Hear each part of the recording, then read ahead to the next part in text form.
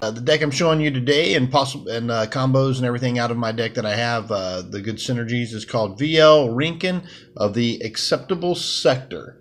And of course, here's the identity card. You know I'm playing Sanctum, Brobnar, and Dis out of this. There's my little thing. You can you can scan my QR code and then look at the deck for yourself. But I'm going to put up flashboard images of the cards so you can have a really more of an HD experience on that. So I'm going to look at some of the disc cards first. And I have an Ember Imp, of course, power 2. It says your opponent cannot play more than 2 cards each turn. So the disc here is really dastardly, especially in this deck, I feel. We have a Stiller of Souls. After an enemy creature is destroyed, fighting Stiller of Souls, purge the creature and gain 1 amber. You know, this camera's picking up pretty good today. I may not throw up the flashboards. Let's see here. Okay, Succubus, and I can't remember if this is one. I did have duplicates of some stuff. I don't know if it was of this one. No, Succubus has a power of 3. So during their draw card step, your opponent refills their hand to 1 less card. So if you have this in your hand and then someone had played a powerful card that just gives them chains, and then you give them this on top of it, oh man, you can really stifle them, because instead of drawing 5, they'll have 4 cards for their max, as long as Succubus stays in place. All right, we got Shaffles here, power of 2. At the end of your turn, your opponent loses 1 amber. Now this is excellent because every time at the end of a turn, you'll be able to snatch, well, not to yourself, but they'll just lose 1 amber. And I don't know how many times I've played Keyforge, and I'm like, wow, I need to take 1 more amber away to drop them below their forging limit. And that's a good card to have on your side, and if you can protect it. With this deck, I would have an opportunity because I do have some Sanctum, and those cards have a lot of Guardian abilities and stuff to them. So, okay, so now we have Charette, or Charette. I think of the old Chevette car, so I'm going to say Charette. It's a power of 4. When you play, capture 3 amber. So between this other card and this card, if someone has a bunch of amber, if you have those 2 to play on the same turn, you could really halt them, from forging that next key. Okay, so we've got the Gabos Long Arms here, which has a great ability which says, before fight, choose a creature. Gabos Long Arms deals damage to that creature rather than the creature that's fighting. So, for example, let's say your opponent had this card on their side and this card, and if you wanted to, Gabos could actually fight this smaller creature. It would still receive 2 damage, but it'll deal the chosen creature, so it would reach over with its arms and actually hit that creature instead. So, which is pretty cool. So it's like confronting face up with 1 creature, but using its long arms to slap another creature in place. So that's a pretty good ability. Yeah, I really like that. It's a demon. Okay, so let's see. We have a Reap ability, Toscan here. Power 3, and your opponent discards a random card from their hand, which is a pretty good thing from Dis. Dis has the discard abilities for the most part, which I can see.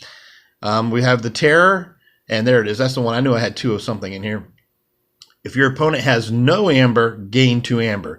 So these are great cards. Like if you have these 2 cards at the beginning, opening hand of the game, and let's say they play a card, and they play their 1 card, maybe to put out a big creature, and maybe like Big Twig or something for them, and they don't get any amber, and you're going second, but it's your first turn. And you have these 2 cards in your hand, boom, right off the bat, 4 amber, and you got 2 power 5 creatures into play. So I like those 2 guys to have them opening hand together. Okay, and then we go into some actions. Fear, you just play this, an enemy creature gets bounced back to their hand. So it works like an old unsummon from the old days from games. Mind Barb, your opponent discards a random card from their hand, and of course it gives you an amber, and that's just a nice little defensive maneuver. Here's one of my favorite cards. Because it's versatile, it works almost every time it's in your hand. If not, you can usually hold it for a turn or 2, and it'll be very powerful. Choose a number, destroy each creature with the power equal to that number. I've only had on very few occasions where this hasn't been useful for me, because maybe the creatures I have out there also match the creatures of my opponent. But I can still use that as a plan to know that when I'm done using a certain field, like those Terrors I had, their playability is already gone, even though what were they, a power 5? Were they a power 5 for those guys? Yeah, I think it was. Yeah, okay, the Terror. So yeah, so their playability is already gone, but the power 5. But let's say my opponent has 2 power 5s as well. I don't know. And you're like, you know what? They have a constant ability and it's constantly annoying me, and maybe they got something protecting them. And this is also a great way to kill Sanctum cards with armor, because you can choose some with the same power and just like, eliminate them. All right, brings us over to my logos. And I think this is the one. Yeah, I actually have 3 of the Valder, or I when I first got this, I read it more like Russian. I didn't see, I kind of transposed the A and the L, and I called it Vladar, but it's actually, I guess, Valder. And great great eliminating creatures straight up for fighting. It's a 6 power, and it does an additional 2 damage when attacking an enemy on the flank. So that's a real nice ability there. And of course, everybody's favorite, the Troll. He does 8, and you can, when you reap with him, he heals 3 damage. So he's kind of hard to get rid of. We got the Earthshaker. When you play, of course, a nice power of 7, which is sweet. Destroy each creature with power 3 or lower. And as you've seen, I do have some power 3 or lower cards in my Dis house in this deck, but I have a lot of things that are overpowered 3. And so, especially when I get to Sanctum, I believe I have quite a few knights that are bigger powered.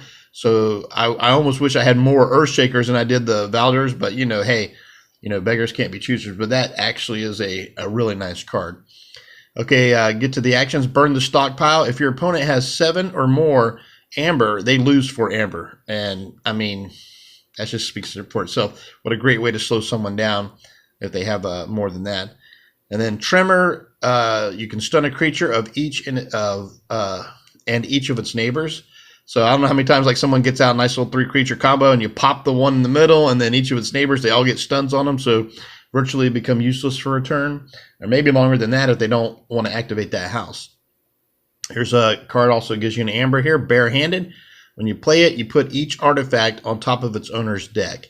I do have some artifacts, especially showing you up behind this, but I've still played this several times, even with my own artifacts, because it's easy to get back out into play. But if you have an opponent that's really just killing with artifacts, and they're not, they don't want to, they played more of a certain house, and they don't want to return or call that house again, then you kind of force them to go back and call that house if they want to play those cards, because they do that. But anyway, this does have some artifacts in here, so you got to be careful when you play it. I've got 2 Gauntlet of Command, and those things are awesome because the action ability is you can ready and fright with a friendly creature. And remember, that can be any creature that's friendly. It doesn't have to be of the named house of Brobnar. You guys already know all the basic rules probably, but I just figured I would tell you again anyway. All right, so we have an upgrade, and this creature gains the ability Destroyed. Return this creature to its owner's hand and deal 3 damage to each creature in play. So that's pretty fantastic right there, especially if you have somebody that also has a Destroyed. I don't have shadows in this deck, but if you had a Bad Penny, then it would get a double Destroyed ability, and of course Bad Penny would return to your hand. But it's still a very good card. Blood of Titans, one of my favorite cards, because you get an amber for it, and it just ramps up, and you can put this on any creature to give it a power +5. And speaking of using this card, I saved it for last because I wanted to show you. I love putting this big power card on my Sanctum guys here, because they're just, it makes them really mean, especially the ones that have armor on it. Okay, we got the Protectrix. And power 5, you can reap. You may fully heal a creature when you reap. If you do, that creature cannot be dealt damage for the remainder of the turn. Really good card. Bulwark, I think everybody loves this card because each of Bulwark's neighbors gets +2 armor. So if you start off with Bulwark and then some of these guys like this, it can get pretty bad because it would pump their armor up to 4. I mean, it could just get really ugly. So anyway, we have the Champion of Talbot with armor 2, power 6. And when it fights, it captures 1. And of course, I've got 2 of those in this deck. So that makes, Bulwark really, really nice. Okay, and then we have Sequis, however you want to say it. Power 4, armor 2. When you reap, you just capture an amber. But, half the time I end up fighting with these guys. And then if I get control, I'll start reaping. But getting that board presence is really, really important. Another good knight here for Sanctum is Sergeant Zekiel, and power 4, armor 1. When you play, you may ready and fight with a neighboring creature, and especially if you do one of those, which is the one that had the fight ability on it here. Yeah, fight, capture 1 amber. It's already big, and if it's already neighbored up with Bulwark, oh my gosh, yeah! Every round you're just snaking armor from people using the Sanctum. So you don't think of the nightly Sanctum people being the sneaky jerks, but if you get that right combo, you can constantly just be a pest because sometimes unless you have a board wipe card with chains, it's hard to get rid of good presence with armor. Okay, we have one that gives you take hostages. You get amber when you play it, and play for the remainder of the turn. Each time a friendly creature fights, it captures 1, which is it just perfect synergizes with all the knights that you have, the fighters you have there. Glorious Few, another action. For each creature your opponent controls in excess of you, gain 1 amber. Now, I've played this deck several times. I've noticed that I usually get pretty decent board control when I play this deck, so this card has not been as impactful for me, but maybe not a bad thing in opening hand, or if they've had some board wipe and you happen to have this, then of course there's a time where this could be very good if board presence gets out of control. But playing the big fat creatures from Brobnar and the sneakiness of Dis and my knights, this card, especially late game, usually has not come in, to be very, very effective for that deck. But it's a good what if card, just in case your opponent has something that's going to really outramp you on creatures. Okay, we have Terms of Redress. When you play this, you choose a friendly creature and it captures 2 amber. And of course, you get an amber when you play it. Just a great little action. Now we get to some artifacts here. We have the item Whispering Reliquary. Sorry, I got my tongue tied this morning. I woke up with my sinuses. So action, return an artifact to its owner's hand. So it's a nice little bounce to return something to someone's hand. And now that I think about it, I think there was a discard that returned to the top of the owner's library. So I guess if I bounced my own to my hand, I guess I never had those 2 cards together working. Okay, this is a great one, of course, with all those is the Potion of Invulnerability, which is Omni, which means you can call any house and use this. And when you do, sacrifice Potion of Vulnerability for the remainder of the turn. Each friendly creature cannot be dealt damage, and it gives you an amber when you put it into play. It's just a really, really good card to really thump somebody.